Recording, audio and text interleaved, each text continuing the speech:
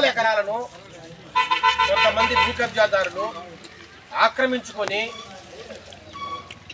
చెట్లు వేయడమో లేదంటే చుట్టూరు కంచెలేయడమో ఈ గ్రామాన్ని సర్వనాశనం చేశారు. ఈ రెవెన్యూ సదస్సు ముఖ్య ఉద్దేశం అట్లాంటి భూముల్ని వెరిఫై చేసి బయటికి తీయాలా. కానీ జరుగుతున్నాయా? జరిపించగలిగే కెపాసిటీ ఉన్నాడు ఉన్నాడా? నేను ఎంఆర్ఓ గారిని సూటిగా ప్రశ్నిస్తున్నా. ప్రాబ్లం ఏంటంటే కొన్ని వందల ఎకరాలు అన్యాక్రాంతం అయ్యాయి. మొన్న రీసెంట్గా జరిగిన ఎలక్షన్లో నేను చాలా గ్రామాలకు పోయా. చాలా మంది ఒకటే అడిగారు, నాయన 1 ఎకరా మాకేమైనా భూమి ఇప్పగలరా అని అడిగారు. చందకాయలపల్లిలో కావచ్చు, ఇడీపల్లిలో కావచ్చు, రకరకాల ఊర్లలో, కోనాపురంలో కావచ్చు, టంగుటూరులో కావచ్చు, ఇక్కడే ఉన్న హరిజనవాడ, మాదిగా అరుంధతి వాడ, ఎవరికైనా 1 సెంటు భూమి ఉందా మీకు? ఎవరికన్నా ఏం రెవెన్యూ సదస్సుకు వచ్చి ఏం చేయాలి మీరు? ఏం అప్లికేషన్ ఇవ్వాలా? కొంతమంది అగ్రవర్ణాలకు, కొంతమంది మోతుబరులకు సంబంధించిన రెవెన్యూ సదస్సు ఇది. పేదలకు సంబంధించిన రెవెన్యూ సదస్సు కాదు ఇది.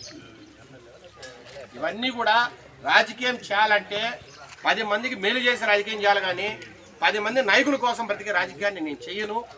దయచేసి ఎంఆర్ఓ గారికి ఈరోజు వేడుకుంటున్నాం, 10 మందికి ఉపయోగపడే పనులు చేయండి. నిన్న చింతకాయలపల్లి సత్రం దగ్గర కొంతమందిని అవమానకరంగా కొట్టారు. ఎందుకంటే ప్రభుత్వం సంబంధించిన భూమి, ఊరికి సంబంధించిన భూమిని వాళ్ళు పోయి, ఏమయ్యా మా ప్రభుత్వ భూమిని మీరు ఎట్లా దీన్ని జేసీబీ పెట్టి సాగు చేయాలని ట్రై చేస్తారని మాట్లాడితే కొడితే ఇంతవరకు వాళ్ళకి దిక్కు లేదు, కనీసం కేసు పెట్టే పరిస్థితి లేదు. ఇలాంటి ఒక అనాగరిక సమాజంలో మనం బతుకున్నందుకు సిగ్గుపడుతున్నాను నిజంగానే. రాజకీయాల్లోకి ఇప్పుడు నాకు ఎక్కడో అమెరికాలో మంచి జీతాల్లో హ్యాపీగా ఉన్న నేను ఇంత దూరం వచ్చి ఎందుకు చేయాలనుకున్నాను రాజకీయం? పేదవాడికి, దళితులకు కావచ్చు, బీసీలకు కావచ్చు, ఎక్కడైనా న్యాయం జరుగుతుందా? ఎక్కడైనా 1 ఎకరా భూమి ఇచ్చే పరిస్థితి ఉందా?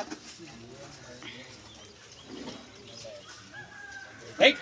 చంద్రబాబు నాయుడు గారు ఒక మంచి ఉద్దేశంతో, నేను ఓపెన్గా చెప్తాను, ఈరోజు ఇక్కడ ఏదైతే సందేశం ఇచ్చారో అది మంచి ఉద్దేశం ఇచ్చారు, కానీ దాన్ని ఇంప్లిమెంట్ చేయలే మగవాడెవడు?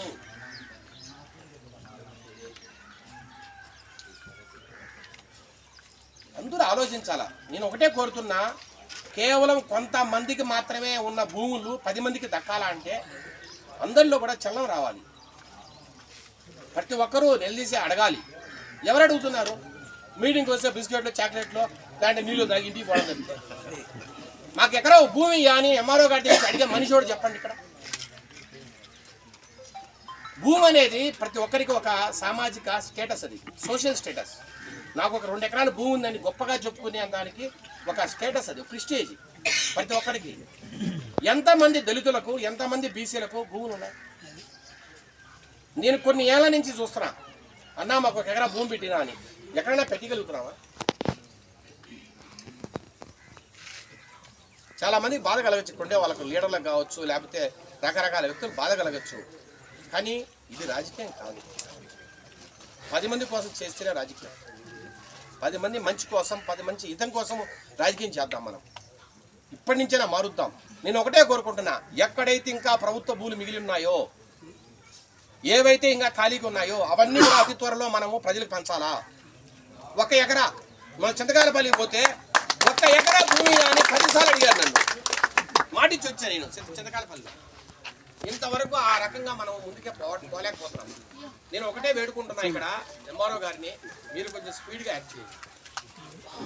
భూములను ఎక్కడెక్కడ భూములు ఉన్నాయో గుర్తించి ప్రతి ఒక్కరికి, సరే అసైన్మెంట్ కమిటీ ఇంకో 6 నెలలు జరుగుతుందా, సంవత్సరం జరుగుతుందా తర్వాత కథ,